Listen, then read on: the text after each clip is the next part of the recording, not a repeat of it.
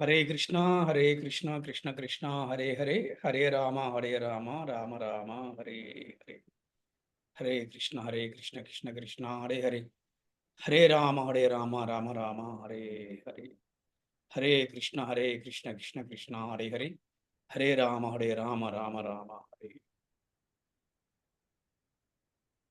ఓం అజ్ఞానతిమిరాంధస్య జ్ఞానాంజనశలాకయ చక్షురోన్మిళితం యేన తస్మై శ్రీగురవే నమః.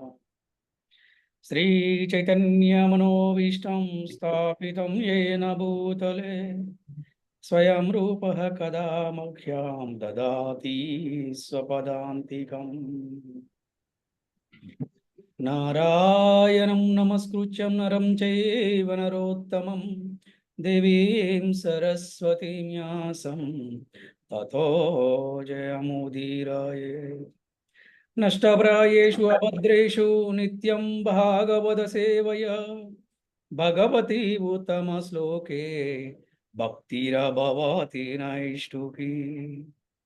కృష్ణాయ వాసుదేవాయ దేవకీ నందనాయ చ నందగోపకుమారాయ గోవిందాయ నమో నమః. నమో విష్ణుపదాయ కృష్ణప్రేష్టాయ భూతలే శ్రీమతే భక్తి వేదాంత స్వామినితి నామినే. నమస్తే సరస్వతి దేవే గౌరవాణి ప్రచారిణే నిర్విశేష శూన్యవాది పాశ్చాత్యతే సతారిణే. జై శ్రీకృష్ణ చైతన్య ప్రభు నిత్యానంద శ్రీ అద్వైత గదాధర శ్రీవసాది గౌరభక్త బృంద. హరే కృష్ణ కృష్ణ కృష్ణ హరే హరే హరే రామ రామ రామ రామ హరే హరే. ఓం నమో భగవతే వాసుదేవాయ.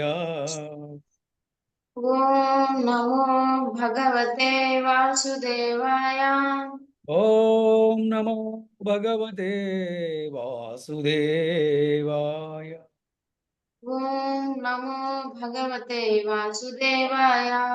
ఓం నమో భగవతే వాసుదేవాయ. ఓం నమో భగవతే వాసుదేవాయ. హరే కృష్ణ. ఈనాటి శ్రీకృష్ణ కథామృతానికి ఇచ్చేసినటువంటి భక్తులందరికీ ఇస్కాన్ గుంటూరు వారి తరపున మీ అందరికీ ఆత్మీయ ఆహ్వానం పలుకుతున్నాం. హరే కృష్ణ. సో ఈ రోజున మనము డే 4 దామోదర లీల గురించి ఈరోజు మనము శ్రవణం చేద్దాం.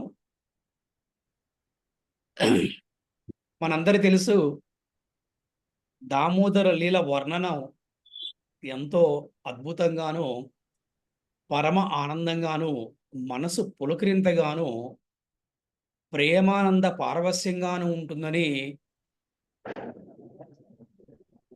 మనము అనుభవం చెంది ఉంటాము. అలాగే ఆచార్యుల ద్వారా కూడా మనం కూడా వినే ఉంటాం. అటువంటి దామోదర లీలని మరి ఈ కృష్ణ జన్మాష్టమి సందర్భంగా మనందరం కూడా శ్రవణం చేసే ప్రయత్నం చేద్దాం. అఫ్ కోర్స్ మీరేమో శ్రవణం చేస్తారు, నేనేమో కీర్తనం చేసే ప్రయత్నం చేద్దాము.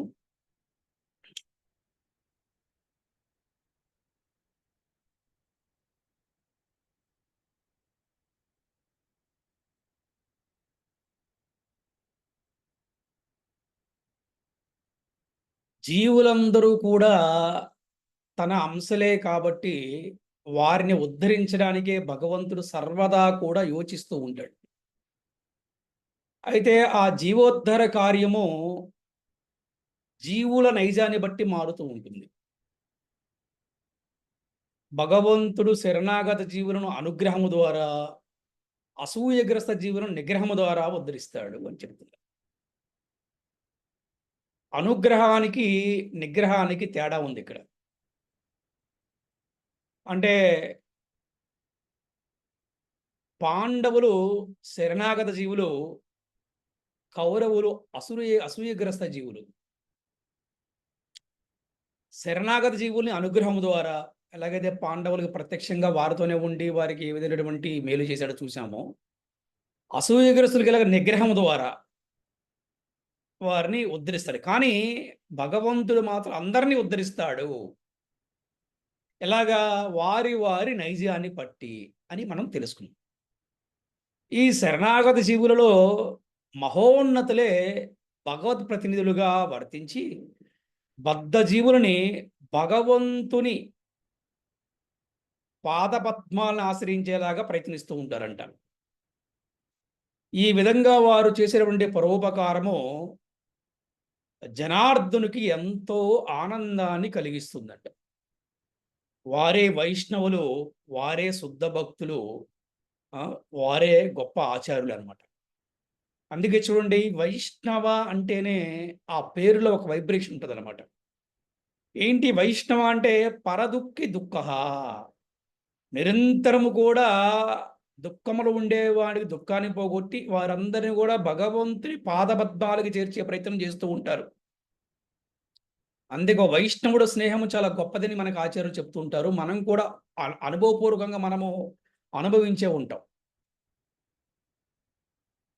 అటువంటి కార్యము జనార్దనుడికి చాలా ఆనందాన్ని ఇస్తుందంట భగవంతుడికి. అటువంటి కార్యాన్ని చేసే మహాత్ముడు భగవంతునిచే గుర్తింపబడతాడంట. ఇది ఎవరైతే బద్ధజీవులందరూ కూడా భక్తి మార్గంలో తీసుకొస్తారో అటువంటి వారిని మహాత్ముడుగా వర్ణించారు మన ఆచార్యులు. అటువంటి వాడు భగవంతుడితో గుర్తింపబడతాడంట.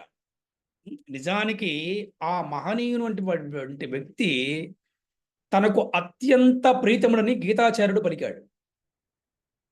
స్వార్థరహితులుగా ఉండే మహాత్ములు భగవల్లీలను సర్వత్రా కీర్తిస్తూ జనులకు ఈ భౌతికమైన ప్రపంచం నుంచి, బంధాల నుంచి ఊరటని, విముక్తిని కలిగిస్తూ ఉంటారు.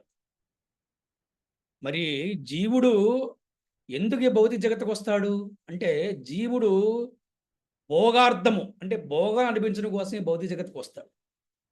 లేకపోతే ఇక్కడికి ఎందుకు వస్తారండి? భగవంతుడితో సేవ చేసుకోవచ్చు కదా. మరి ఇక గృహమేధులు అన్నారు ఇక్కడ. మళ్ళీ గృహస్థులు వేరు, గృహమేధులు వేరు. ఎవరు గృహస్థులు అంటే, భగవంతుని కేంద్రంగా పెట్టుకొని తన గృహస్థ జీవనాన్ని సాగించేవని గృహస్థులు అన్నారు. మరి గృహమేధులు అంటే ఎవరు? అమితంగా భోగానురక్తులే ఉంటారంట. వాళ్ళు ఎప్పుడు కూడా ఈ భోగాలపైన వాళ్ళకి రాగము, అనురాగము ఉంటుందన్నమాట వాళ్ళకి. కనుక వారి పరిస్థితి మరీ ప్రమాదకరంగా ఉంటుందంట. అందుకే మహాత్ములు, సాధువులు, శుద్ధ భక్తులు వారి ఇళ్ళకెళ్ళి వారికి దివ్య బోధన చేస్తూ వాళ్ళకి జ్ఞానోపదేశం చేస్తూ ఉంటారు. ఈ శరణాగత జీవనం ఉద్ధరించే కార్యక్రమంలో భగవంతుడు అనేకమైన లీలలు చేస్తూ ఉంటాడు. భగవంతుడు ఒక్కసారి తన లీలను గనక చేశాడు అంటే అది కలకాలము కూడా భక్తులందరికీ ప్రేరణగా నిలిచిపోతుంది.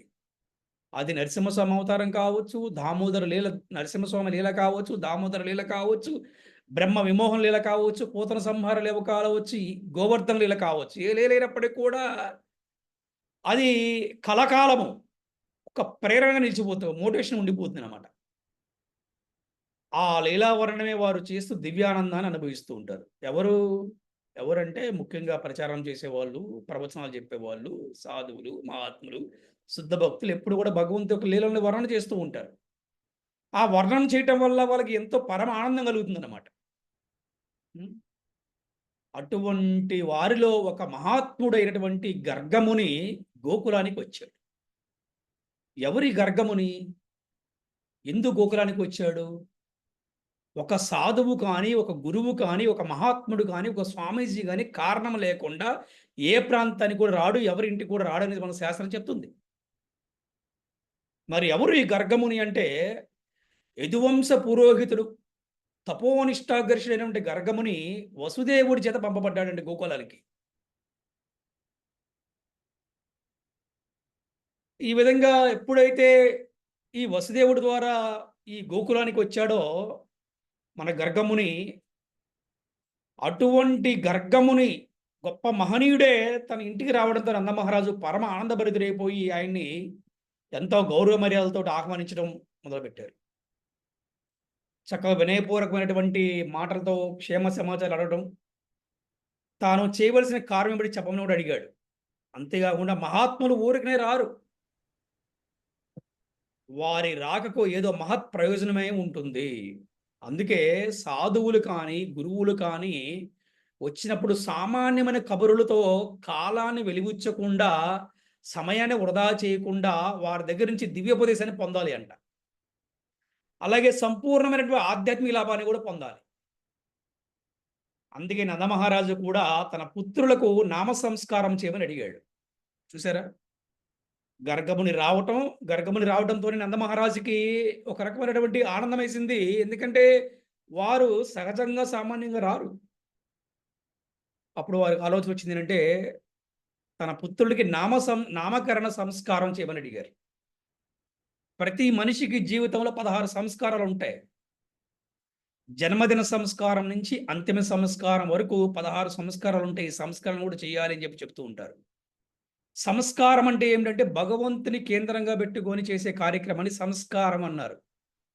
ఫర్ ఎగ్జాంపుల్ నామకరణ సంస్కారం చేయాలనుకోండి, ఒక మంచి పురోహితుడి చేత, ఆ కుల పురోహితుడి చేత చక్కగా యజ్ఞం చేయించి, వారి జాతర చక్రాలు చూసి, వారి నక్షత్రాన్ని బట్టి, రాశిని బట్టి, తిథిని బట్టి, లగ్నాన్ని బట్టి, గడియలు బట్టి వారికి నామకరణం చేస్తారనమాట. ఆ నామకరణం చేసిన తర్వాత అందరికి కూడా, రాజ్యంలో ప్రజలందరికీ కూడా అన్నదానాలు, వస్త్రదానాలు, భూదానాలు, గోదానాలు, సువర్ణదానాలు ఇస్తూ ఉంటారు జనరల్గా.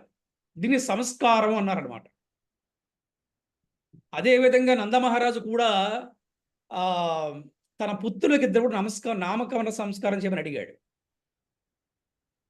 అప్పుడు గర్గముని ఈ విధంగా చెప్తున్నాడు. ఏమనంటే, నేను యదువంశ పురోహితుణ్ణి, నేను గనక నీ పుత్రులకి బహిరంగంగా నామకరణ సంస్కారం చేశాననుకో, కంసుడు వారిని దేవకి వసుదేవుల పుత్రులుగా భావించే అవకాశం ఉన్నది.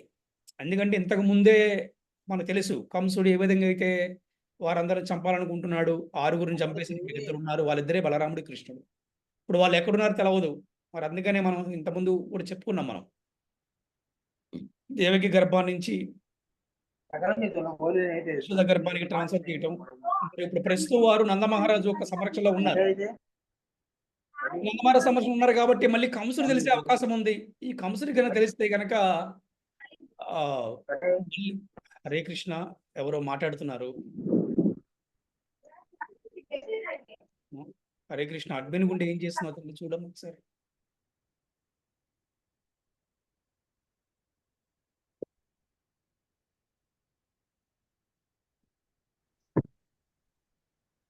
ఈ కంసుడికి మళ్ళీ తెలుస్తుందని అవకాశం ఉంది కాబట్టి గర్గముని ఏం చెప్పాడంటే, రహస్యంగా చేద్దాము ఈ యొక్క నామకరణ సంస్కారం అని చెప్పడం జరిగింది. దానికి నందమహారాజు కూడా ఒప్పుకున్నారు. అప్పుడు అందరూ కలిసి చక్కగా రహస్య ప్రదేశంలో నామకరణం చేశారు. ఏ విధంగా నామకరణం చేశారంటే, ఈ రోహిణీ పుత్రుడు తన దివ్య గుణాలచే బంధుమిత్రులకు పరమానందాన్ని కలిగిస్తాడు కనుక రాముడని పేరు పెడుతున్నారు. అంటే రామ అంటే ఏంటి, పరమ ఆనందాన్ని కలిగించేవాడు అనమాట. ఈ రోహిణీ పుత్రుడు తన దివ్య గుణాల చేత బంధువులకు మిత్రులు కూడా పరమ ఆనందాన్ని కలిగిస్తాడు కాబట్టి తన పేరు రాముడని. అధికమైన శారీరక బల సంపన్నుడై ఉంటాడు కనుక బలదేవుడని కూడా ఈ పిల్లవాడు తెలియబడతాడు.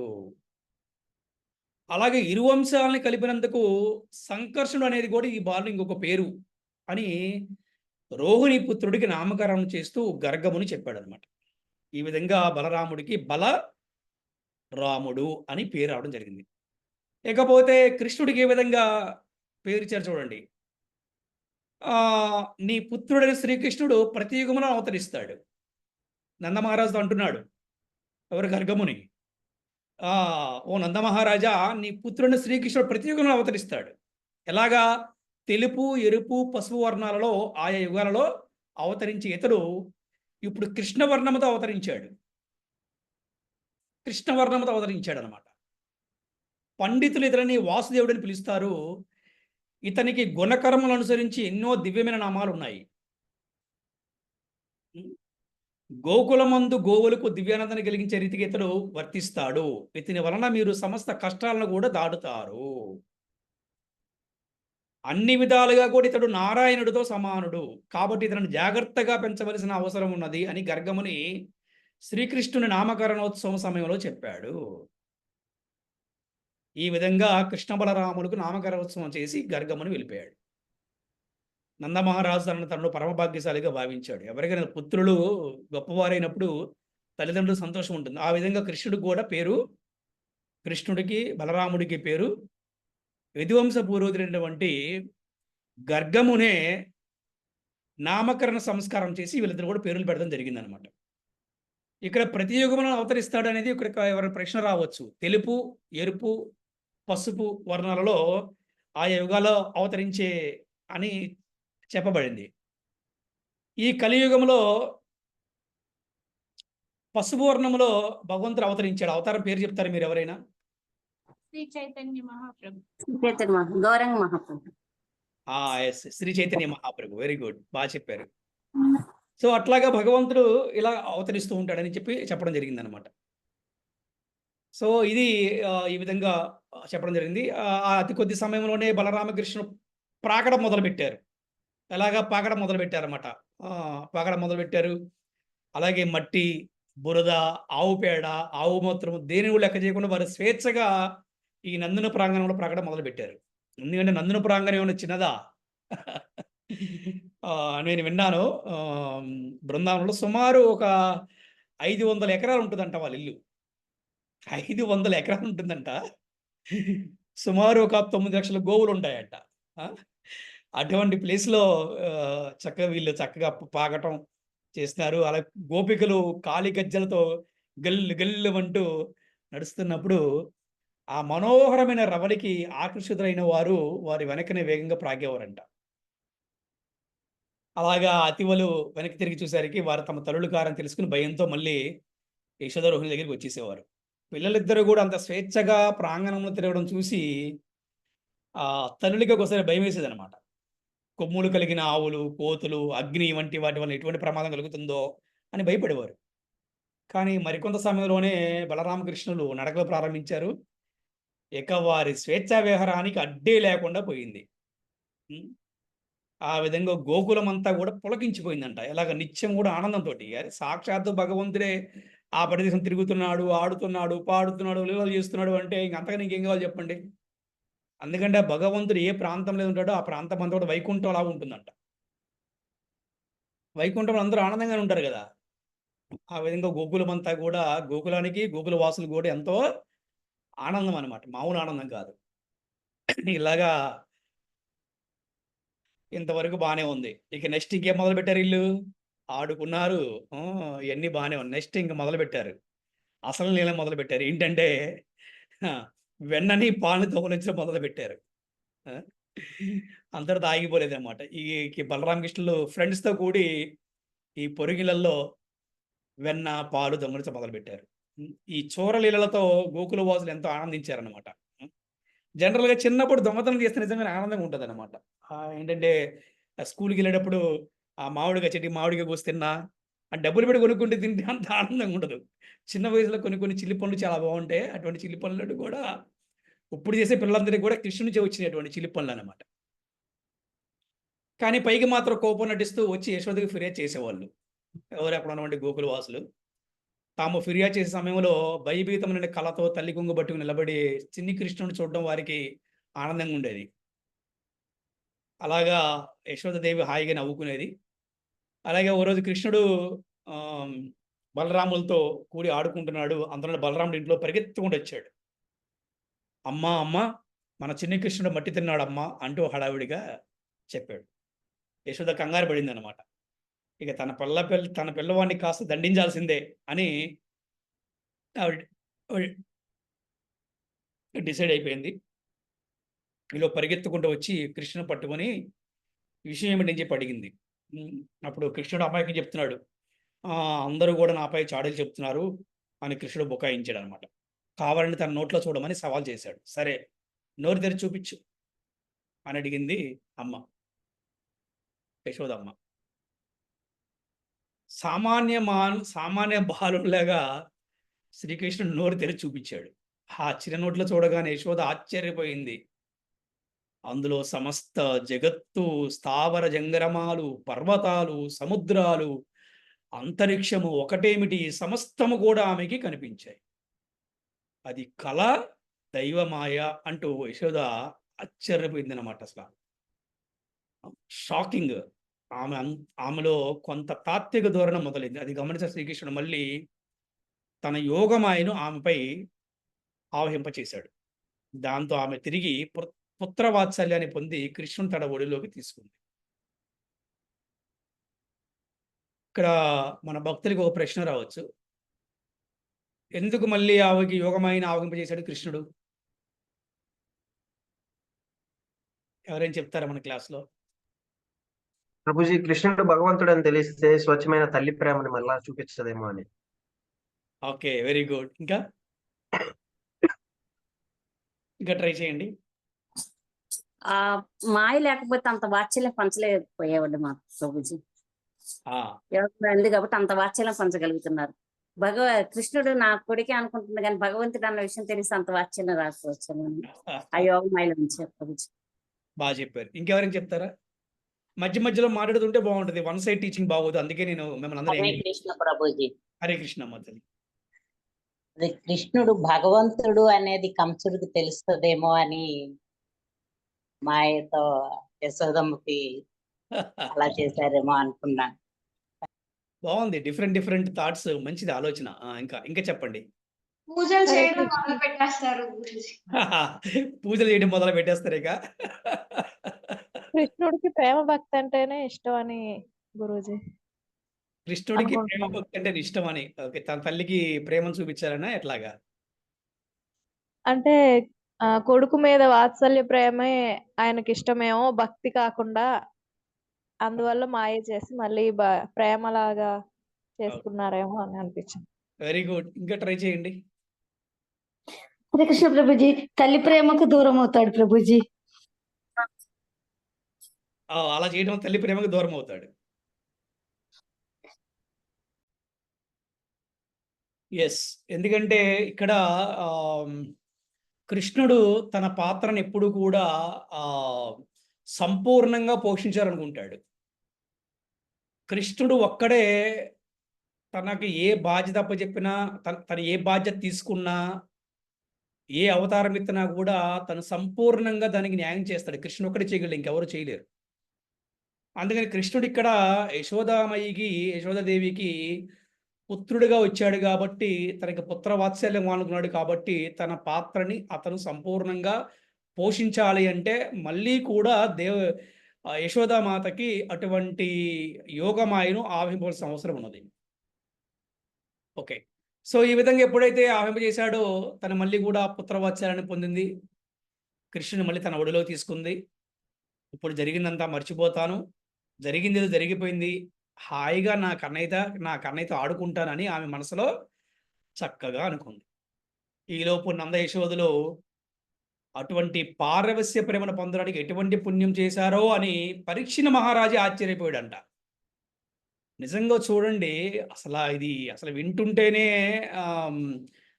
గూస్ బంప్స్ వస్తున్నాయి అన్నమాట.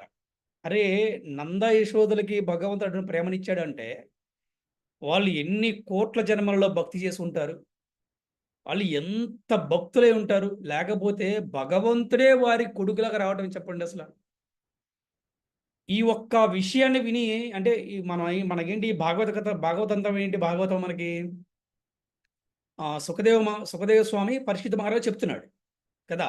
అవే ఇప్పుడు మనం కూడా వింటున్నాం. అటువంటి కథ విని పరీక్షిత్ మహారాజు ఆశ్చర్యపోయాడు అనమాట. అమ్మో, అసలు నంద యశోదేవులు అటువంటి పారవస్య ప్రేమను పొందడానికి ఎటువంటి పుణ్యం చేశారో, ఎన్ని కోట్ల జన్మల పుణ్యం చేశారో. ఎందుకంటే భగవంతుడే వారికి పుత్రులు లభించాడంటే అనుకుంటున్నాడు. అలాగే వసుశ్రేష్ఠుడైన ద్రోణుడు, అతని భార్య అయిన ధర కఠోరమైన తపస్సులు చేసి బ్రహ్మదేవుని అనుగ్రహాన్ని పొందారు. వారే వ్రజపురములో నంద యశోదులుగా జన్మించి అవిచ్ఛిన్నము దృఢమునైన వాత్సల్య భక్తిని పొందారంట.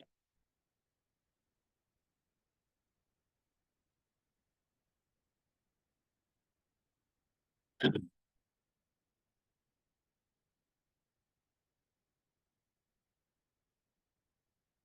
నంద యశోద ఎంతమంది ఎవరో మనం తెలుసుకున్నాం ఇప్పుడు. సో వారే ద్రోణుడు, అలాగే ధర అనేవారు మళ్ళీ కూడా ఈ బృందావనంలో నంద యశోదలు జన్మించారని చెప్పేసి ఇప్పుడు మనకి అర్థమైంది. అలాగే ఒకరోజు యశోద స్వయంగా పెరుగు చీరడానికి ఆవిడ సిద్ధపడింది. ఆ సమయంలో ఈ గృహ పరిచారికులందరూ కూడా వేరే వేరే పనుల్లో వాళ్ళందరూ కూడా బిజీ అయిపోయారు, నిమగ్నం అయిపోయారు. సో ఆ సమయంలో ఆమె తన చిన్ని కృష్ణ లీలను గీతాల రూపంలో పాడటం మొదలుపెట్టింది. ఆ కార్యంలో ఆమె దివ్యానందాన్ని అనుభవించసాగింది. ఈ సంఘటన సరిగ్గా దీపావళి రోజు జరిగిందంట. దీపావళి రోజు జరిగిందని మన ఆచార్యులు తెలియజేస్తున్నారు మనకి.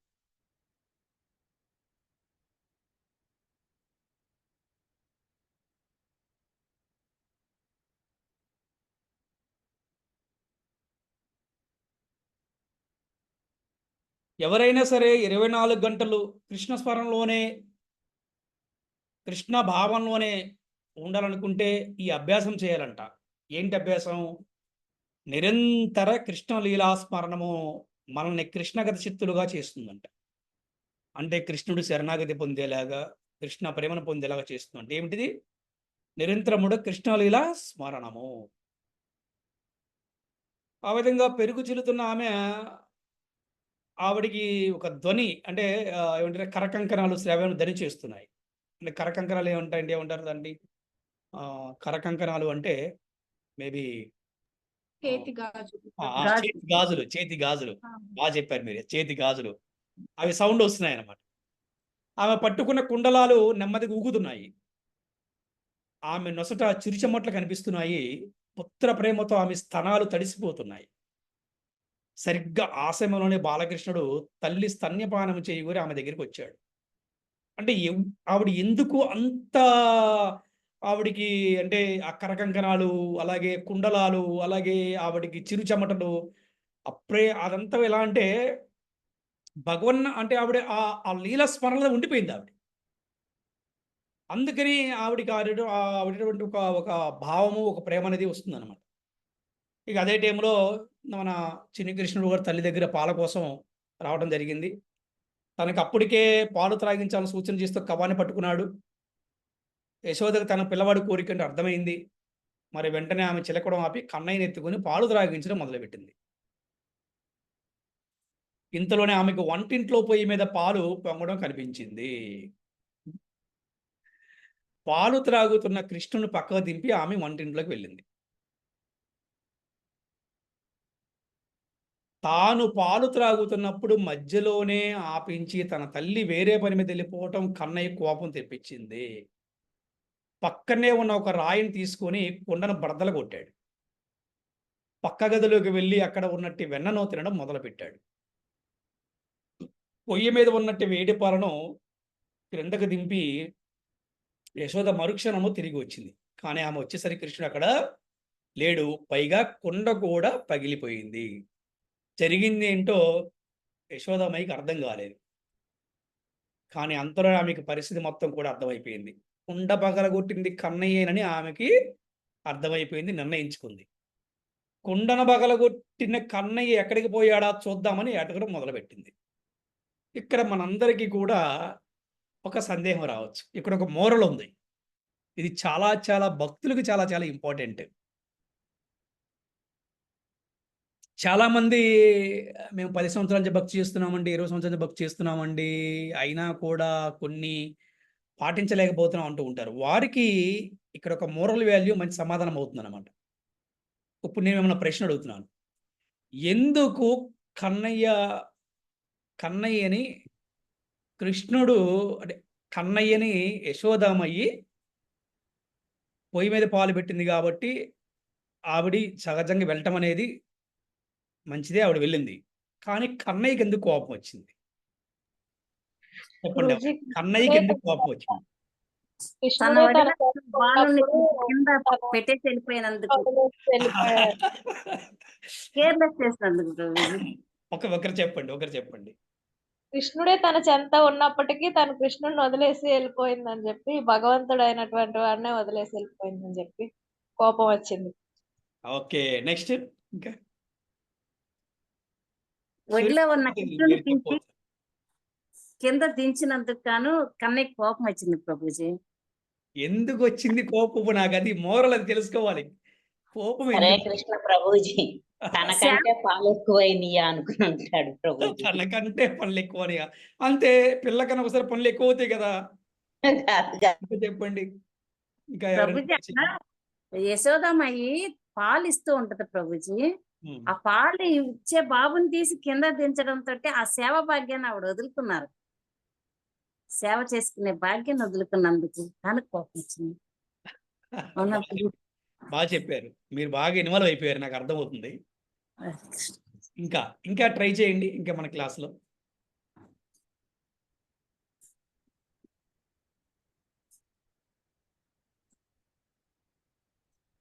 నా మీద ప్రేమ కన్నా పాలు మీద ప్రేమ ఎక్కువైంది అమ్మకి అని కూడా కోపం వచ్చింది. యా, ఇంత ముందు కూడా కొన్ని క్లాసుల్లో నేను చెప్పడం జరిగింది. మరి ఎవరు విన్నారో లేదో తెలియదు.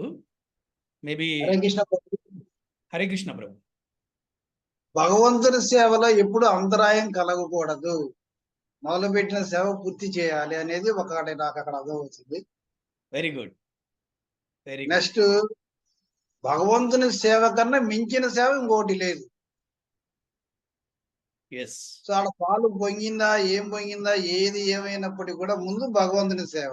ఇవన్నీ భౌతికాన్ని దీన్ని పక్కన పెట్టి భగవంతుని సేవకి ప్రాధాన్యత ఇవ్వాలి అనేది నాకు అర్థమైంది. Okay, very good. కృష్ణుడు ఇంకెవరైనా చెప్తారా? లాస్ట్ నేను చెప్తాను. అందరూ కూడా ఆ అవకాశం తీసుకోండి. అందరూ పబ్లిక్ స్పీకర్స్ అవ్వాలి, బాగా మాట్లాడాలి. ట్రై చేయండి. ఇంకెవరైనా చెప్తారా? హరే కృష్ణ ప్రభుజీ. హరే కృష్ణ ప్రభు. ప్రభుజీ, కృష్ణుడే యజ్ఞభోక్త కాబట్టి తను సంతృప్తి పడితే అందరూ సంతృప్తి పడతారు కాబట్టి ఉమ్. ఆ విషయం మేబీ అక్కడ యశోదమ్మాయి మర్చిపోయి ఉండొచ్చు అని నా అభిప్రాయం ప్రభుజీ. Okay, okay. సో కృష్ణుడు ఎటువంటి వాడంటే క్రమశిక్షణ, యాటిట్యూడు, బిహేవియరు, ఏకాగ్రత, ఇవన్నీ కూడా నేర్పిస్తూ ఉంటాడు అనమాట తన లీలల ద్వారా. ఈ లీలలో మనం తెలుసుకోవాల్సిన మోరల్ ఏంటి అంటే, కృష్ణుడు ఎప్పుడు కూడా నా భక్తులు అన్నే చూడాలనుకుంటాడు. నా భక్తులు ఎప్పుడు నాతో ఉండాలనుకుంటాడు. ఎలా అంటే, ఒక భార్య తన భర్తని ఎప్పుడు కూడా నాతోనే ఉండాలి, నన్నే చూడాలని చెప్పి అనుకుంటుంటుంది భార్య. కరెక్టేనా? లేకపోతే పెద్ద హృదయం ఉందా నా భర్తని ఎవరికైనా ఇచ్చేస్తానని? చెప్పండి. ప్రభుజీ. కదా, కృష్ణుడు అలాంటి వాడంట. ఏంటంటే నన్నే చూడాలి, నాతోనే ఉండాలి, నా సేవలో ఉండాలి అంటాడు. ఇక్కడ ప్రశ్న, భార్యది ప్రేమ లేకపోతే స్వార్థమా?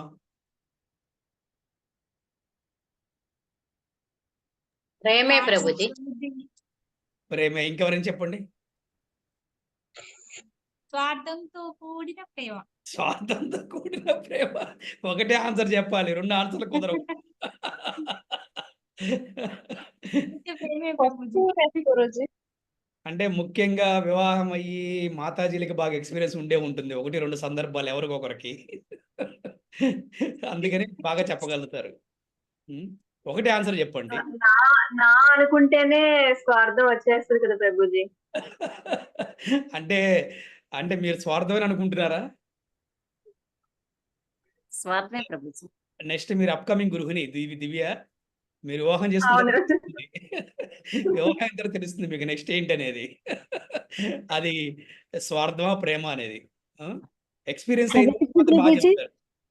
ప్రభుజీ ప్రేమ అనేది అడిగితే ఇవ్వరు కదా ప్రభుజీ, సెల్ఫిష్ కాబట్టి అది ప్రభుజీ. ఓకే, ప్రేమ అనేది అడిగి తీసుకునేది కదా, వాళ్ళు ఇస్తే తీసుకునేది కదా ప్రభుజీ. నాకు కావాలి ప్రేమ అంటే రాదు కదా ప్రభుజీ. కావాలంటే రాదులే, అడిగితే ఏమొస్తుందిలే కానీ. ఓకే, అది స్వార్థం అవుతుంది ప్రభుజీ. ఓకే. పద్మావతి మాతాజీ, ఏలూరు. హరే కృష్ణ ప్రభుజీ.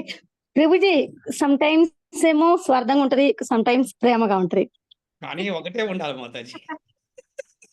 చెప్పాలా? కృష్ణుడికి ఇలాంటి కానీ నచ్చవు. స్వార్థము ప్రేమ రెండు కలిసే ఉంటది ప్రభుజీ.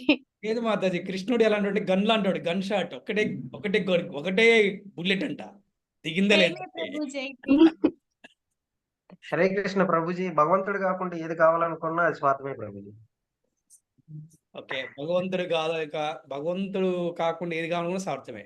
ఓకే, ఇక్కడ మన ఎలాగ వర్ణించారంటే మన ఆచార్యులు, కృష్ణుడిది ప్రేమ అంట.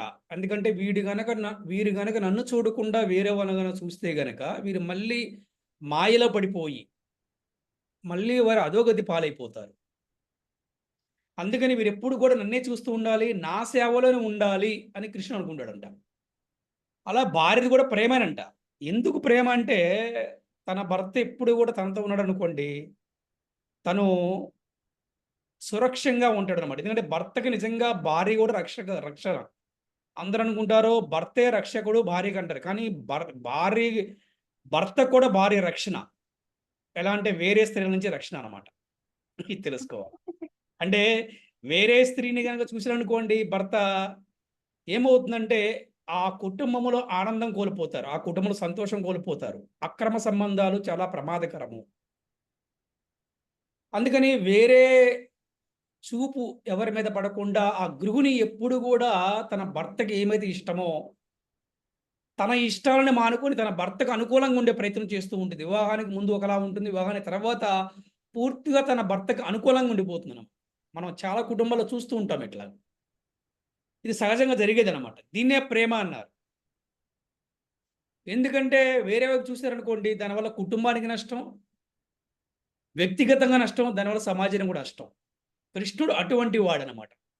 కృష్ణుడు ఎటువంటి వాడంటే, వీరెప్పుడు కూడా నన్నే చూస్తూ ఉండాలి, నా సేవలో ఉండాలి అని అనుకుంటాడు. అది మనం ఇక్కడ తెలుసుకోవాల్సినటువంటి ఒక మోరలో.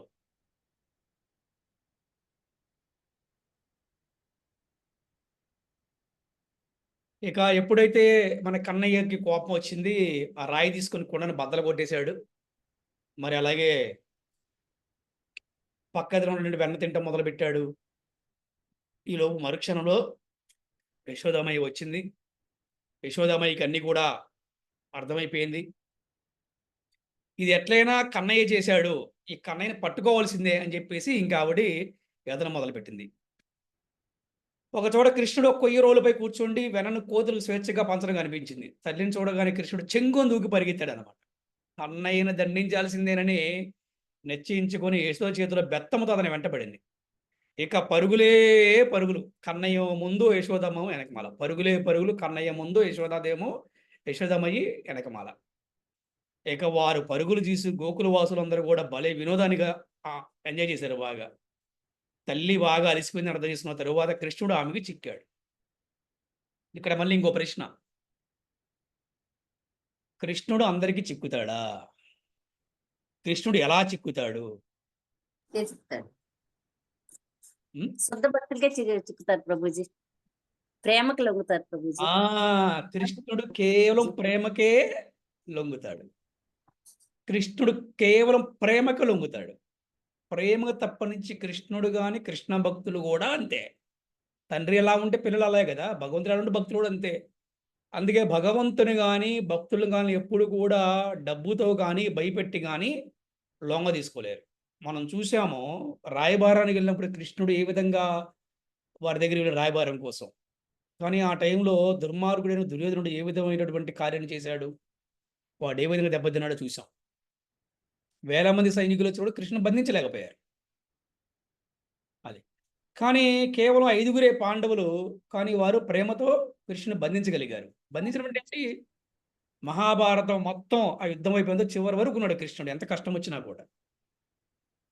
అంటే కేవలం కృష్ణుడికి ఏం కావాలంటే ప్రేమ భక్తి. అంటే డబ్బుతో కానీ లేకపోతే బెదిరించి కానీ ఎవరు కూడా ఏమీ కూడా కృష్ణుడిని కానీ కృష్ణ భక్తులు కూడా ఏమీ చేయలేరు. 18 సార్లు ఎదురు జరాసంధుడు కూడా కృష్ణుని ఏమీ చేయలేకపోయాడు. సో అట్లాగా కృష్ణుడిని మొత్తానికి పరిగెత్తింది, మొత్తానికి చిక్కాడు. కానీ భయాన్ని నటిస్తున్నాడు, ఏడవడం మొదలుపెట్టాడు. ఆ ఏడుపుకు కంటి కాటు కూడా కరిగిపోయి చెక్కిళ్ళపై అలుముకుంది. దాంతోపాటు కృష్ణయ్య కూడా తన చిన్న చేతులతో కళ్ళు నలుపుకోసాగాడు. ముఖమంతా కూడా కాటుగా అయిపోయింది.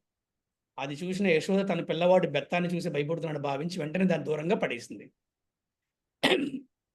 కానీ నీవు అల్లరి చేయకుండా ఉండేందుకు ఎప్పుడు ఈ రోలు కట్టేస్తాను, స్నేహితులతో ఆడుకోవటం నీకు ఇప్పుడు వీలు కాదు అని పలికి ఆమె ఆ కృష్ణుణ్ణి కొయ్య రోలుకు కట్టేసే ప్రయత్నం చేసింది. ఆద్యంతములు అంతర్బాహ్యాలు ముందు వెనుకలు లేనట్టివాడు అంటే సర్వవ్యాపి అయిన వాడైన దేవదేవుని ఆమె వాత్సల్య ప్రేమతో రోటి కట్టేసే ప్రయత్నం చేసింది. అరే 18 సార్లు దండెత్తినటువంటి జరాసంధుడి వల్ల కాలేదే, అరే పూతన లాంటి రాక్షసు వల్ల కాలేదే, ఏంటి భగవంతుని కట్టిపడేయడానికి, భగవంతుని బంధించడానికి. కానీ ఇక్కడ వాత్సల్య ప్రేమ వల్ల ఆవిడ రోటి కట్టేసే ప్రయత్నం చేసింది. అయితే ఆమె తెచ్చిన తాడు ముడివేయడానికి 2 అంగుళాలు తక్కువైందనమాట. ఆమె వెంటనే కూడా ఇంట్లోకి వెళ్ళి ఇంకొక తాడు తెచ్చి మళ్ళీ కూడా జత చేసే ప్రయత్నం చేసిందనమాట, ఇంకో ముడివేయటం కోసం. అది కూడా మళ్ళీ 2 అంగుళాలు తక్కువ పడిందంట. ఆ మళ్ళీ లోపలికి వెళ్ళింది, తాడు తెచ్చింది, అయినా కూడా సరిపోవట్లేదు. అనేక సార్లు ప్రయత్నించిందంట, అనేక సార్లు ప్రయత్నించింది. యశోద పడుతున్న పాటలు అందరు కూడా వినోదాన్ని కలిగించాయి. అయినా ఆమె మాత్రం కృష్ణుణ్ణి బంధించలేకపోయింది. అయితే ఇక్కడ ముఖ్యమైన విషయం ఏమిటంటే, కన్నయ్యను బంధించడానికి తాను చేసే ప్రయత్నాలు ఫలించకపోయినా తనకు శ్రమ కలుగుతున్న యశోద కూడా నవ్వుతూనే ఉందంట. అంటే అందరికీ ఆ కృష్ణలీల గొప్ప వినోదభరితంగా అయింది. అలాగే ఇక్కడ కనుక మనం ఎలా చూడాలి అంటే, మన వైష్ణవ భక్తులు కూడా ప్రపంచమంతా మందిరాల్లో సేవ చేసినప్పుడు అది ఎంత కష్టమైనా కూడా వారి కోపం కానీ చికాకు కానీ రాదు. ఎంత కష్టమైన సేవైనా 100 మందికైనా 1000 మందికైనా ఆయన నైవేద్యం తయారు చేస్తారు, గోవులకు సేవ చేస్తారు, పూజారి సేవలు చేస్తారు, బుక్ డిస్ట్రిబ్యూషన్కి వెళ్తారు, ఫండ్ రైజింగ్కి వెళ్తారు, మేనేజ్మెంట్ చేస్తారు, ఇంత ట్రావెలింగ్ చేస్తారు. ఎప్పుడు కూడా భగవంతుడి సేవలో చికాకు పడరు. చికాకు పడ్డారంటే మాత్రం వారు భక్తులు కాదని అర్థం చేసుకోవాలన్నమాట. అంత కష్టమైనా కూడా మళ్ళీ మళ్ళీ మళ్ళీ మళ్ళీ ప్రయత్నిస్తూ ఉంటారు. అలాగే చూడండి, మనకి యశోదమ్మాయి కూడా ఆ విధంగా ఇక్కడ ప్రయత్నించడం జరిగిందనమాట. అటువంటి శ్రమ కలుగుతున్న యశోదేవి నవ్వుతుందంట. నేను ప్రత్యక్షంగా చూసిన బృందావనంలో, మాయాపూర్లో చాలా టెంపుల్స్లో చూసా నేను. అసలు కొంతమంది మాతాజీలు ప్రభువులు ఎంత సేవ చేస్తారంటే అసలు వాళ్ళకి చెమట్లు పట్టేసి అయిపోతారు. అయినా కూడా వెళ్ళి పలకరిస్తే వాళ్ళ మొహంలో చిరునవ్వు ఉంటుంది. నాకు ఆశ్చర్యం వేసేది నేను చూసినప్పుడు. అరే ఏంటి ఇంత నవ్వు నవ్వుతున్నారు అంటే, ఎస్, అది భగవంతుడి సేవలోనే సాధ్యపడుతుంది. మామూలుగా అది సాధ్యపడదు అనమాట. అందరికీ కృష్ణలీల గొప్ప వినోదభరితంగా అయిపోయింది. అందరూ అలా చూస్తుండిపోయారు. తల్లి పడుతున్న శ్రమను గుర్తించి బాలకృష్ణుడు చివరకు తనకు తానే బందీ అయిపోయాడు. అలా కృష్ణుడు కూడా మనమంట భక్తి సేవతో ఆయన్ని మనం బందీ చేసుకోవచ్చంట. కృష్ణుని మనవాన్ని చేసుకోవచ్చంట. ఎలాగా? భక్తియుత సేవ చేత, ప్రేమ భక్తి ద్వారా భగవంతుని మనము కట్టివేయచ్చు. ఆ విధంగా శ్రీకృష్ణుడు దామోదరునిగా పరిస్థితి చెందాడు.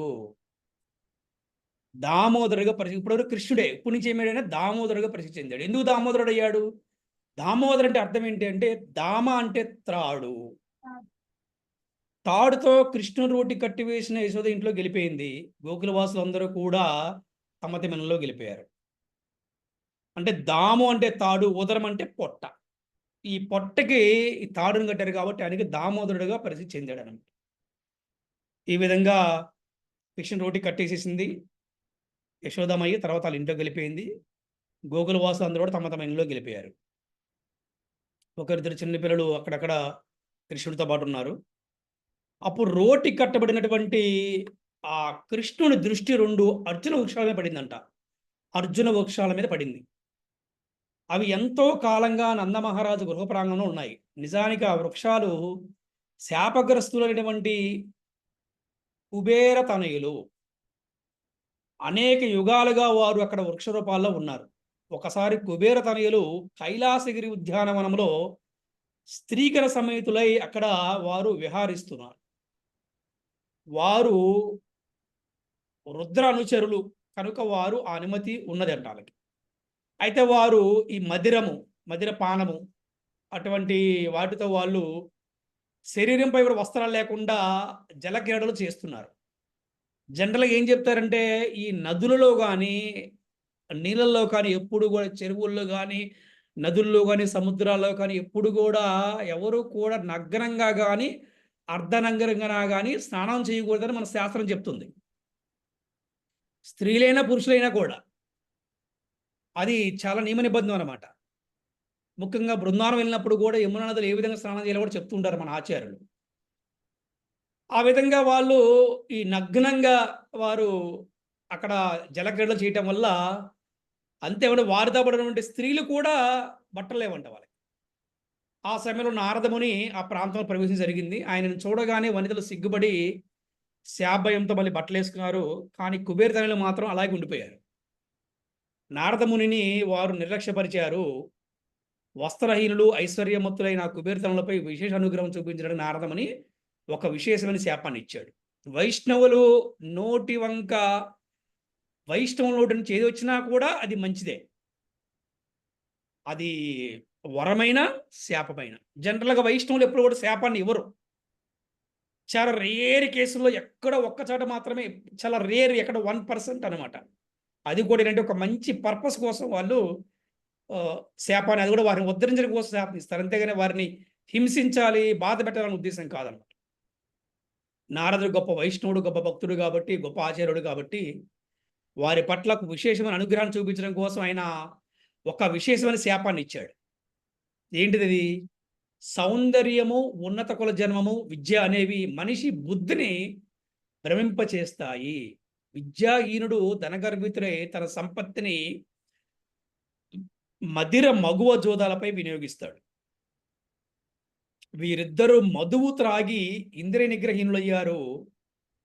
అలాగే వీరు స్త్రీల పట్ల ఆసక్తులయ్యారు.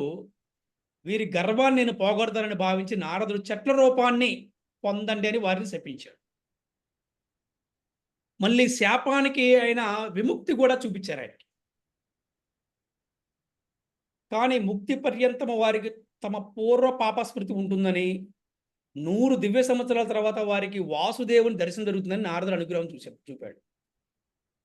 ఆ విధంగా కుబేరు తనయులైన నలకుబార మనగ్రీవులు జంట అర్జున వృక్షాలుగా మారిపోయారు.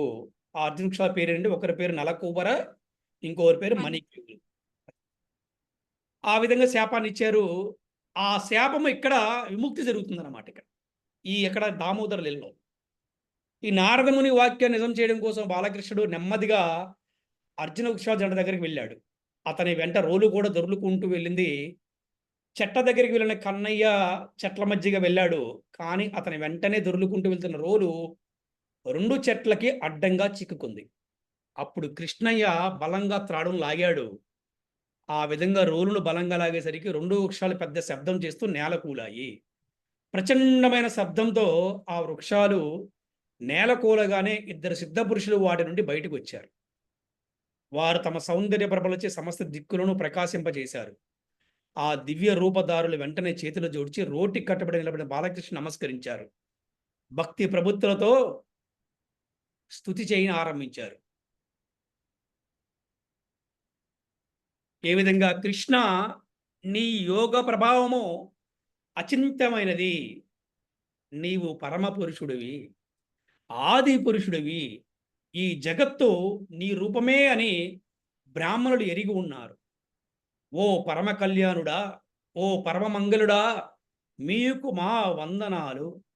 ఓ యదువంశజుడా, యదుపతి వాసుదేవ, పరమశాంతుడా, నీ పాదపద్మాలకు మేము నమస్కరిస్తున్నాము. మేము మా స్వగృహానికి వెళ్ళేందుకు అనుజ్ఞని ఇవ్వవలసింది కోరుతున్నాము. నారదముని అనుగ్రహం చేతనే, కరుణ చేతనే మేము నిన్ను ముఖాముఖి చూడగలిగాము. దేవా, ఇకపై మా వాక్కులు నీ లీలలను వర్ణించడంలోను, మా చెవులు నీ మహిమలను వినడములోను, మా హస్తపాదములు నీకు ప్రియమైన కర్మలను చేయడములోను, మా మనస్సులు సర్వదా నీ పాదపద్మ స్మరణములోను నెలకొనేటట్లు చేయవలసింది అని కోరారు. హరే కృష్ణ హరే కృష్ణ, కృష్ణ కృష్ణ హరే హరే, హరే రామ రామ రామ హరే హరే. జగత్తులోని సమస్తము నీ వివిధ రూపాలే కనుక వాటిని ప్రణమిల్లడములోను మా చక్షువులు నీకు అభిన్నులైన వైష్ణవులను చూచుటలోను నెలకొనుగాక. అప్పుడు చిన్ని కృష్ణుడు వారికి వరముని ఇచ్చి స్వగృహానికి వెళ్ళేందుకు అనుమతించాడు. అప్పుడు నలకూబర మనగ్రీవులు కృష్ణుని ప్రదక్షిణాలు చేశారు. అలాగే ఈ ఈ వృక్షాలు నేలకూడినప్పుడు భీకరమైన శబ్దం కలిగింది. ఏదైనా పిడుగుపడిందో అనే భయంతో నందాది గోగులు అలా ఇంటి పెరల్లోకి అందరూ అక్కడున్న ప్రజవస్తు అందరూ పరుగులు తీశారు. అక్కడ రెండు వృక్షాలు నేలకూడి పడిపోవటం, వాటి పక్కన రోలు కట్టబడి కృష్ణుడు నిలబడి ఉండడం కనిపించింది. వృక్షాలు నేలకూడడానికి కారణం ఏమిటో వారికి అర్థం కాలేదు. ఆ చెట్లే మన కృష్ణుడి మీద పడి ఉంటే నుగ్గు అయ్యేవాడు కదా అని వారిలో వారే అనుకున్నారు. అంతా భగవంతుని దయ అని ప్రశాంతంగా ఉన్నారు. అక్కడ ఉన్న గోపబాలురు ముద్దు మాటలతో ఈ చెట్లను కూల్చింది కృష్ణుడే అని చెప్తున్నారు. రోలుని మన కృష్ణే రెండు చెట్ల మధ్యగా లాగినప్పుడు చెట్లకు అడ్డంగా పడింది. దానిని కృష్ణే గట్టిగా లాగాడు. అంతే, చెట్లు కూలిపోయి పడిపోయి వాటిలో నుండి 2 దివ్య పురుషులు వచ్చారు. ఇదంతా మేము చూసామని పలికారు. చిన్ని కృష్ణుడు అంత పెద్ద వృక్షాలను కూల్చాడనే మాటను అక్కడ ఉన్నటువంటి వారు నమ్మలేకపోయారు. అందుకే బాలుర మాటలను వారెవరు కూడా పట్టించుకోలేదు. ఈ కృష్ణుడు నారాయణుడు సమానుడని చెప్పబడింది కాబట్టి ఈ కార్యాన్ని చేయడంలో ఆశ్చర్యపడనక్కరలేదు అని కొందరు అనుకున్నారు. అప్పుడు నందుడు తన కన్నయ్య రోటికి కట్టబడి ఉండడం చూసి నవ్వుతూ వెళ్ళి అతన్ని బంధం నుండి విడిపించి ప్రేమతో ఎత్తుకున్నాడు. గోకుల వాసుల్లో ఆనందం వెల్లివిరిసింది. హరే కృష్ణ కృష్ణ కృష్ణ హరే హరే, హరే రామ రామ రామ హరే హరే. సో భగవంతుడి అవతారానికి, భగవంతుడి లీలలకి కారణం ఏమిటి?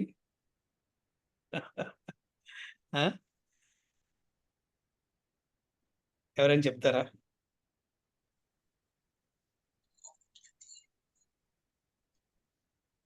ఎందుకు లీలలు చేయాలి? భగవంతుడికి వేరే పనేం లేదా? భక్తుల్ని ఉద్ధరించడానికి, భక్తులు శ్రవణం చేసి ఆనందించడానికి ప్రభుజీ. భక్తుల్ని అనేక లీలలు చేస్తే అనేక రకాలుగా ఆనందిస్తుంటారు ప్రభుజీ. చూడండి, ఇవాళ మీ మొహాలన్నీ కూడా వెలిగిపోతున్నాయి. నిజమేనా? నిజమే ప్రభుజీ. ఈరోజు చూడండి, రాత్రిపూట అందరూ ఎంతో ప్రశాంతంగా నిద్రపోతారు.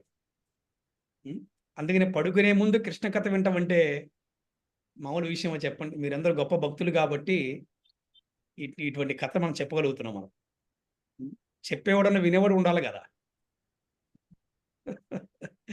హరే కృష్ణ. సో ఈరోజు మనము ఈ యొక్క కథ ద్వారా మనం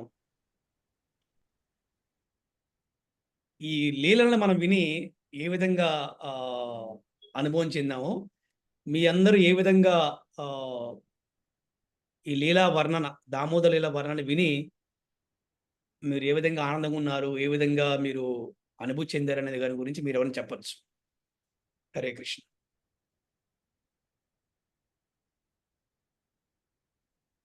కృష్ణుడి యొక్క వల్ల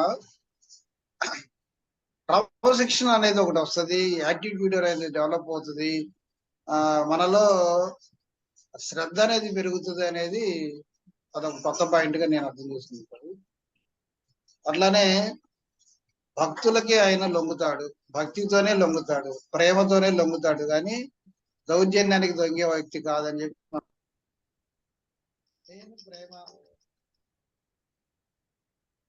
ప్రేమ ద్వారానే ఆయన, ఇప్పుడు యశోదమాత కూడా ఆమె ఎంత ప్రయత్నం చేసినప్పటికీ కూడా చివరికి ఆమె ప్రార్థన చేసినప్పుడే లొంగాడు.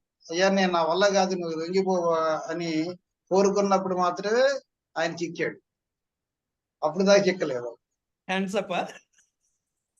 కదా. అంతే. ఎందుకంటే ఎంతో కష్టపడింది, ఎన్నో ఏ విధంగా ప్రయత్నం చేసినా దొరకలే. ఇక చివరికి ఏంటంటే ఇక నా వల్ల కాదు, నువ్వే దొరకాలని ఎప్పుడైతే శరణాగతి పొందిందో అప్పుడు ఆటోమేటిక్ గా అట్లానే ఆ తాడు కూడా 2 అంగుళాల గురించి కొంచెం ఒకసారి వివరణ ఇవ్వండి ప్రభు. ఆ 2 అంగుళాలు అంటే ఏంటనేది ఏదో చెప్పారు కానీ నాకు సరిగ్గా గుర్తు రావట్లేదు. అది ప్రేమ భక్తి ఆ 2 అంగుళాలు అంటే ఏంటనేది నాకు కరెక్ట్ గుర్తు రావట్లేదు. అంటే ఇక ప్రతి మనం ఎలా అర్థం చేసుకోవాలంటే, భగవంతుణ్ణి కట్టేయటం అంటే అది సాధ్యపడే విషయం కాదు. జనరల్‌గా తాడు సరిపోతుంది. కానీ ఆయన లీలది. అంటే తన ఓర్పుని, తన సహనాన్ని పరీక్షిస్తున్నాడు భగవంతుడు. ఇప్పుడు భగవంతుడి శరణాగతి పొందకుండా, భగవన్నామస్మరణ లేకుండా మనం ఏ ప్రయత్నం చేసినా కూడా ఆ ప్రయత్నం అనేది విఫలమవుతుంది. మనం కూడా చూడండి, మన దైనందిన కార్యక్రమాలు కూడా చూస్తే సంపూర్ణంగా పొద్దున లేచి చక్కగా మంగళారతి, శిక్షాష్టము, నామపరాధాలు, భాగవతం చదువుకొని 16 జపం చేసుకొని గనక మీరు బయటికెళ్ళండి. ఆ రోజంతా కూడా విజయవంతం అయిపోతుంది. అన్ని పనులు అయిపోతాయి. నా జీవితంలో జరిగింది. అలాగే అది అవ్వకుండా వెళ్ళినప్పుడు కూడా పనులు కూడా కొన్ని ఫెయిల్ అయినాయి. నేనే చెప్తున్నా. ఇక్కడ మనం అది కూడా ఈరోజు మనం ఒక మోరల్‌గా తెలుసుకోవచ్చు అనమాట. అది. అంటే అది మనకు ఎగ్జాంపుల్‌లో చూపిస్తున్నాడు. ఆ తాడు అనేది ఒక ఎగ్జాంపుల్ చూపిస్తాడు. 2 అంగుళాలంటే 2 అంగుళాలనే కాదు. అది 10 అంగుళాలు తీసుకెళ్ళినా కూడా మనకి సరిపోదు. ఒకసారి కాదు కదా! ప్రతిసారి ట్రై చేసింది కదా ఆవిడ. అవును. ప్రతిసారి 2 అంగుళాలే తగ్గుతాయి. ప్రతిసారి తగ్గింది. అంటే భగవంతుడు అది అసలు ఆయన ఎలాగా లీలలు చేస్తాడనేది మనం తెలుసుకున్నాము. ఒకటి మాత్రం గుర్తుపెట్టుకోవచ్చునంటే, భగవంతుడు ప్రేమ అంత సులువుగా రాదు. భగవంతుడు భక్తి కూడా అంత సులువుగా రాదు. ముఖ్యంగా కావాల్సినంటే యాటిట్యూడు, బిహేవియరు, డిసిప్లైను, ఈ 3 లేకుండా కూడా భక్తి అనేది అంటే మనకి కనిష్ట భక్తులు, ప్రథమ భక్తులు, ఉత్తమ భక్తులు ముగ్గురు అంటారు. కనిష్టంలోనే ఆగిపోతారు. అందుకని మధ్యమ భక్తి స్థాయికి ప్రతి ఒక్కరు రావాలి. ఉత్తమ భక్తి స్థాయికి కూడా వెళ్ళాలి. కానీ కనీసం మధ్యమ స్టేజ్‌లో ఉండాలి. ఎవరు వెళ్తారు మధ్యమ స్టేజ్ కంటే? Attitude, behaviour, discipline. ఈ 3 కూడా చాలా చాలా అవసరం. ఇప్పుడు చాలామంది అనుకుంటారు కదా! నేను విన్నానన్నమాట. భక్తులంట ఈ మెటీరియల్ పీపుల్‌తో ఎలా ఉన్నా పర్లేదని అంటూ ఉంటారు. వాళ్ళని ఎలా అయినా మాట్లాడొచ్చు అని చెప్పాను. అది కూడా తప్పు. ఎందుకంటే అసలు భక్తుడనేవాడు ఇంకా బాగుండాలి సమాజంలో అందరితోటి. ఎందుకంటే భక్తుడనేవాడు సమాజానికి రోల్ మోడల్ అనమాట. అందుకని యాటిట్యూడు, బిహేవియరు, ప్రవర్తన, ఈ ప్రవర్తన గాని, క్రమశిక్షణ గాని చాలా అవసరం ఒక భక్తుడికి. ఎందుకంటే ఒక భక్తుడిని చూసి కొన్ని వందల మంది భక్తులయ్యే అవకాశం ఉంది. ఈ 3 విషయాలు చాలా అవసరం. ప్రతి చోట మీరు చూస్తే గనక ఈ కృష్ణుడు ప్రతి లీలలో కూడా ఈ 3 కూడా మనకు తెలియజేస్తూ ఉంటాడు. మీరు చూడండి. మీరు కౌరవుల దగ్గర చూసే ఉంటారు. మహాభారతంలో ప్రతి చోట కూడా చూస్తే లీలల్లో మీకు తెలుస్తూ ఉంటదన్నమాట. కంసుడు అహంకారాన్ని ఎలా తగ్గించాడు? అర్థమైందా? అది మనం ప్రతి లీలలో చూస్తే మీకు అసలు మొత్తం సారం అంతా అంతే. గీత సారం కూడా అంతే. Attitude, behaviour, discipline. ఈ 3 లేకపోతే ఏ వ్యక్తి కూడా సాధించలేడు. ఈవెన్ వాళ్ళు మహారాజ్ స్థాయికి వెళ్ళినా కూడా ఇక్కడ మళ్ళీ అక్కడ వాళ్ళకి ట్రైనింగ్ ఇస్తారంట పైన. అంత ఈజీ గోలోకం రానివ్వరంట, గుర్తుపెట్టుకోండి. ఏంటి నేను విన్నాను ప్రభుపాద లెక్చర్స్‌లో భాగవతాలు కూడా వస్తాయన్నమాట. అస్సలు అందరూ అంటారు, అరే అజామినుడు గోలోకానికి వెళ్ళిపోయాడు కదండి. అజామినుడు నారాయణత మాత్రం గోలోకానికి వెళ్ళిపోలేదు. వెళ్తానికి అవకాశం వచ్చింది భగవంతుడు. కానీ అక్కడ మళ్ళీ ట్రైనింగ్ ఇచ్చారు అతనికి. మళ్ళీ ట్రైనింగ్ ఇచ్చారు. ఇది డీప్ నాలెడ్జ్ అండి. వెళ్ళిపోయాడని చెప్పి అందరూ అనుకున్నారు. వెళ్ళిపోలేదు ఆయన. వెళ్తానికి అతనికి అవకాశం ఇచ్చారు. మళ్ళీ మన వైష్ణవులు ఆయన ట్రైనింగ్ ఇచ్చారు. మళ్ళీ ట్రైనింగ్ ఇచ్చి అజామినుడు తీసుకెళ్లారు. అందుకని యాటిట్యూడు, బిహేవియరు, డిసిప్లిన్ అనేది చాలా చాలా ఇంపార్టెంట్. హరే కృష్ణ. తర్వాత ఇంకొక పాయింట్ నాకు బాగా అర్థమైంది ఏంటంటే, వైష్ణవుడు శపించడం అని అంటే ఒక విధంగా ఇతన్ని ఉద్ధరణకు ఉపయోగపడుతుంది అనేది నాకు బాగా 100% అది కరెక్ట్ అన్నమాట. ఎందుకంటే అసలు వైష్ణవుడు నిరంతరము కూడా సర్వజీవుల పట్ల దయా, కరుణ, ప్రేమతో ఉంటాడు. అటువంటి వైష్ణవుడు ఎవరిని కూడా మాట తూలడు. మాట తూలంటే అసలు వైష్ణవుడే కాదు. అసలు మాట కూడా తోలడు అనమాట. ఎంతో జాగ్రత్తగా మాట. అటువంటి వైష్ణవుడు శాపం ఇచ్చాడంటే అర్థం ఏంటి? అతన్ని ఉద్ధరించడం కోసం. అది నారదుడు ఆ విధంగా నారదుడు శాపాన్ని తీసుకున్నాడు. ఎప్పుడు శాపం లేదు. కానీ ఇక్కడ శాపం ఎందుకు ఇచ్చాడు ఆయన?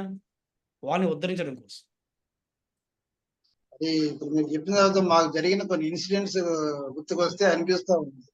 ఆ రోజు ఆ పర్సన్ మమ్మల్ని అట్లా అనబట్టే కదా కొద్దిగా ఓర్పు అనేది మాలో పెరిగింది. రియాక్షన్ చేయకుండా ఓర్పుగా ఉన్నామనంటే అందుకే కావాలా అనిపించాడు కొద్దిగా అది. ఆ 2, 3 పాయింట్లు నాకు గుర్తుకొచ్చినాయి. కొన్ని భగవంతుడు కూడా చేయిస్తాడు ప్రభు అలాగా. భగవంతుడు కూడా అందుచేత చేయిస్తాడు అట్లాగా. అందుకే మనకి తృణాదపి సునీచేన తరోరివ సహిష్ణున అమానినమానదేన కీర్తనీయ సదా హరి అన్నారనమాట. ఇది మనకి చాలా అవసరం భక్తులకి. హరే కృష్ణ. సో ఇంకెవరైనా చెప్తారా? హరే కృష్ణ ప్రభుజీ. దండోత్ ప్రభుజీ. నా పేరు సునీత. ప్రభుజీ సంస్కారాలు 16 రకాల సంస్కారాలు అన్నారు కదా ప్రభుజీ. ఆ పాయింట్ బాగా నచ్చింది ప్రభుజీ. అంటే వాడి గర్భధారణ సమయం దగ్గర నుంచి కూడా సంస్కారం చేయడం వలన ఆత్మ పరమాత్మతో కలుస్తుంది. ఆ లక్షణాలు కొంచెం వచ్చి సత్వగుణంలోకి అప్పటి నుంచే బీజం పడుతుంది కదా ప్రభుజీ వాళ్ళకి. 100% మాతాజీ. మాతాజీ ఇది 100%. ఎందుకంటే గర్భముతో ఉన్న స్త్రీ ఏ విధంగా ఆలోచిస్తుంది, తన నిరంతరము తను ఏ ధ్యాసలో ఉంటుంది అనే దాని మీద బట్టే ఆ లోపల ఉన్న శిశువు కూడా అంటూ లక్షణాలు వస్తున్నాయని చెప్పి మనం విన్నాం అనమాట. మా కుటుంబంలో జరిగింది అలాగా. అది జరిగింది, మా కుటుంబంలో జరిగింది అనమాట. ప్రెగ్నెంట్గా ఉన్నప్పుడు మాతాజీ భగవద్గీత చదువుతూ ఉండేది అనమాట. అది ఆ ప్రభావం తప్పకుండా చూపిస్తుంది. అంటే ప్రభుజీ అప్పట్లో ప్రహ్లాదుడికి వారికి చదివి అంటే ఇప్పుడు కూడా మనకి మనం సాధన చేసినా కూడా ఖచ్చితంగా ఫలితం ఉంటుంది అంటారు. మాతాజీ మీరు చూస్తున్నారుగా, విశాఖను చూస్తున్నారు, విశాఖదేవి అదే చూస్తున్నారు కదా మీరు. ఎస్ మాతాజీ. ఎందుకు జరగదు మాతాజీ? ఏ యుగములైనా సరే భగవంతుడి నామానికి, భగవద్గీతకి, భాగవతం శక్తి ఉంది మాతాజీ. కాకపోతే ఈ సామాన్య మానవుడు పట్టుకోలేకపోతున్నారు. పట్టుకుంటే గ్యారంటీగా మీరు చేయించండి మీ పిల్లల చేత, అసలు మీరే అద్భుతాలు చూస్తారు. 16 సంస్కారాల్లో ప్రభుజీ భగవంతుని కేంద్రంగా చేయాలన్నది ఆ పాయింట్ చాలా బాగా నచ్చింది ప్రభుజీ. చేస్తాం ఏదో ఆర్భాటంగా నామకరణాలు చేస్తాము, బారసాలు చేస్తాము, శ్రీమంతాలు చేస్తాం, ఏదో 10 మందికి మనం చూపించుకోవాలన్నది జరుగుతుంది. కానీ అలా కాకుండా భగవంతుని కేంద్ర బిందుగా చేసి జరిగితే ఆ పుట్టే పిల్లలు కూడా చక్కగా ఉంటారు, వాళ్ళ సంస్కారాలు బాగుంటాయి, సత్వగుణాలకు వస్తారు, భక్తులు అవడానికి అవకాశం ఉంటుంది, మార్గం సునాయాసంగా ఉంటుంది. తప్పకుండా బాగా నచ్చింది. అందుకే శ్రీల ప్రభుపాద గారు కోరుకున్నారు, ఏం కోరుకున్నారంటే మన వైష్ణవ కుటుంబాలలో మన వైష్ణవులందరూ కూడా ఇటువంటి యజ్ఞ సంస్కారాలు చేయాలి అని ఒక బుక్ రిలీజ్ చేశారు. సో ఆ ప్రయత్నం నేను చేస్తున్నాను. ఇప్పుడు ఆల్రెడీ గృహప్రవేశాలకి వాటికి నేను ఇప్పుడు చేస్తున్నాను. అలా యజ్ఞాలు, హోమాలు, గృహప్రవేశ సంస్కారం మొత్తం మనమే చేస్తాం ఏంటి. సో అది ప్రభుపాద గారు కోరుకున్నారు. ఎప్పుడు ఆ రోజులో ప్రభుపాద వారు యజ్ఞం చేసి అక్కడ వివాహ సంస్కారం చేశారు అమెరికాలో ప్రభుపాద వారు. అది అందుకనే చూడండి, ఆయన వివాహ సంస్కారం చేసిన పిల్లలు గొప్ప భక్తులైపోయి వాళ్ళ అసలు ప్రపంచంలో ఎంత బాగా పరిచయం చేస్తున్నారు తెలుసు అసలు. అది అందుకని ఏ యుగంలో అయినా సరే పనిచేస్తుంది మాతాజీ. హరే కృష్ణ. పిల్లలకి ఆ సంస్కారాలను ఇవ్వాలి ప్రభుజీ ఫస్ట్ నుంచి కూడా. అది అదే గర్భధానం దగ్గర నుంచి జరిగితేనే వస్తుంది, మధ్యలో నేర్చుకోవాలన్నా కూడా టైం పడుతుంది. అక్కడి స్టార్ట్ అవ్వాలి, అక్కడే స్టార్ట్ అవ్వాలి. అది బాగా నచ్చింది ప్రభుజీ ఆ పాయింట్. హరే కృష్ణ. హరే కృష్ణ మాతాజీ. సో ఇంకా ఎవరైనా? హరే కృష్ణ ప్రభుజీ. పద్మావతి ప్రభుజీ. హరే కృష్ణ మాతాజీ. ఈ రోజు డే 4 దామోదర లీలలో నేనేం తెలుసుకున్నాను అంటే, ఫస్ట్ పాయింట్ గర్గముని గురించి తెలుసుకున్నాను ప్రభు. అంటే యదువంశ పురోహితుడు గర్గముని అని తెలుసుకున్నాను. కృష్ణ బలరాములకి నామకరణం చేసింది గర్గముని అని తెలుసుకున్నాను. అండ్ ఇంకొకటి భగవంతుడు, మనం ఎప్పుడు భగవంతుని సేవకే ప్రాధాన్యత ఇవ్వాలి. ఎందుకంటే భగవంతుడు ఎప్పుడు భక్తులు నా వైపే చూడాలి, నా సేవే చేయాలి, నాతోనే ఉండాలి అని కృష్ణుడు అనుకుంటారు అని తెలుసుకున్నాం. అండ్ మెయిన్ గా నాకు బాగా నచ్చింది ఏంటంటే ప్రభుజీ, భగవంతుని కృప గురించి భగవంతుని కృప భక్తుల ప్రయత్నం. ఎలా అంటే ఎప్పుడైతే యశోద అండ్ గోపికలు వీళ్ళందరూ కృష్ణుడిని రోల్ కి కట్టేద్దామని ప్రయత్నించి ఇంకా కట్టలేంలే అని కట్టడం మానేస్తారో, అప్పుడు అసలు భక్తులైన యశోద గోపికల్ని గెలిపించడం కోసం కృష్ణుడు వాళ్ళకి చిక్కిపోతారనమాట. అంటే ఎక్కడైతే విశుద్ధ ప్రేమ ఉంటుందో, అంటే శుద్ధ ప్యూరిటీ గల ప్రేమ ఉంటుందో అక్కడ భగవంతుడి వారికి చిక్కుతాడు అని తెలుసుకున్నాం ప్రభు. అండ్ భగవంతునికి భక్తులకి ఎప్పుడు పోటీ జరుగుతుందో అక్కడ ఎప్పుడు భగవంతుడు భక్తులే గెలవాలి అని చెప్పి వాళ్ళనే గెలిపిస్తారు ప్రభు. అండ్ ఫైనల్ గా నారదుడు ఇచ్చిన శాపము అది శాపం కాదు, అది ఒక వరం లాంటిది అని తెలుసుకున్నాం. హరే కృష్ణ. హరే కృష్ణ, చాలా బాగా చెప్పారు. హరే కృష్ణ, ఇంకెవరైనా చెప్తారా?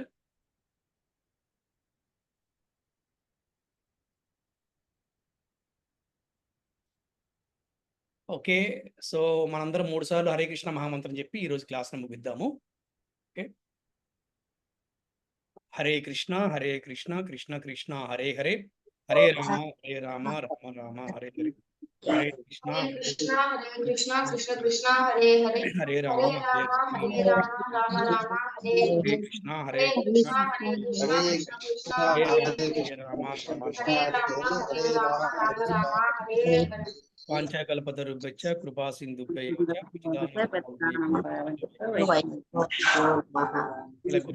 శ్రీల ప్రభుపాదికి జై. శ్రీకృష్ణ జన్మాష్టమి మహామహోత్సవ की जय.